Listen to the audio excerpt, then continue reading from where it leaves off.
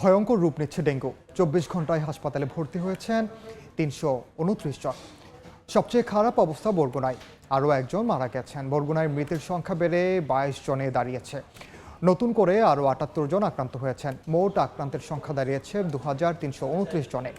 নতুন আক্রান্তদের মধ্যে বরগুনা সদর উপজেলায় ৬২ জন, পাথরঘাটা উপজেলায় ৫ জন, বামনা উপজেলায় ৪ জন, আমতলী উপজেলায় ১ জন, তালতলী এবং বেতাগী উপজেলার ৩ জন করে আক্রান্ত হয়েছেন। এছাড়া জেলায় ডেঙ্গুতে আক্রান্ত হয়ে চিকিৎসাধীন আছেন ২২১ জন। এদের মধ্যে বরগুনা জেনারেল হাসপাতালে চিকিৎসাধীন ১৮৪ জন, আমতলী উপজেলায় ২ জন, বেতাগী উপজেলায় ৩ জন, বামনা উপজেলায় ১৩ জন, পাথরঘাটা উপজেলায় ১০ জন এবং তালতলী উপজেলায় ৯ জন আছেন।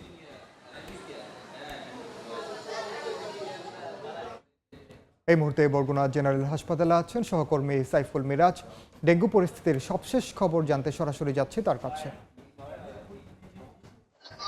দেখুন, ডেঙ্গুতে কোনোভাবেই বরগুনায় মৃত্যুর মিছিল থামছে না। কিছুক্ষণ আগে এই হসপিটালে চিকিৎসাধীন অবস্থায় রাবেয়া নামের এক নারী মারা গিয়েছেন এবং তিনি বরগুনা সদর উপজেলার বুড়িরচর ইউনিয়নের বাসিন্দা ছিলেন। এ নিয়ে জেলায় মোট মৃত্যুর সংখ্যা দাঁড়িয়েছে ২২ এবং গত ২৪ ঘন্টায় বরগুনা জেলায় মোট ৭৮ জন ডেঙ্গুতে আক্রান্ত হয়েছেন। এর মধ্যে সদর উপজেলায় ৬২ জন, আমতলী উপজেলায় ১ জন, তালতলী উপজেলায় ৩ জন, বামনা উপজেলায় ৪ জন, বেতাগী উপজেলায় ৩ জন এবং পাথরঘাটা উপজেলায় ৫ জন নতুন করে ডেঙ্গুতে আক্রান্ত হয়েছেন। এবং এর আগে বরগুনা সদর উপজেলায় ডেঙ্গুর সংক্রমণ বৃদ্ধি পেলেও এখন কিন্তু বরগুনার অন্যান্য উপজেলায়ও ডেঙ্গু আক্রান্ত রোগী শনাক্ত হচ্ছে।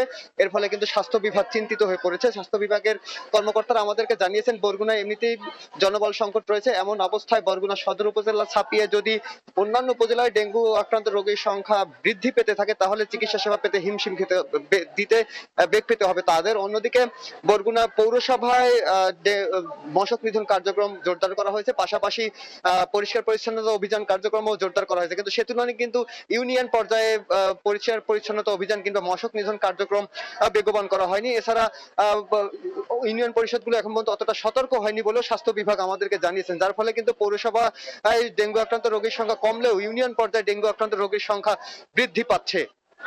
আমরা বরগুনায় কয়েকদিন ধরেই আইইডিসিআর এর একটি প্রতিনিধি দল কাজ করছে ঘরে ঘরে ডেঙ্গু আক্রান্ত রোগীর সংখ্যা বৃদ্ধি পাওয়ার কারণ অনুসন্ধানে। আমরা তাদের সঙ্গে কথা বলেছি, তারা আমাদেরকে জানিয়েছেন যে বরগুনার প্রতিটি বাড়িতেই রান্নার কাজে ব্যবহারের জন্য বৃষ্টির পানি ধরে রাখা হয় এবং এই বৃষ্টির পানির ড্রামে তারা ডেঙ্গু এডিস মশার লার্ভা পেয়েছেন।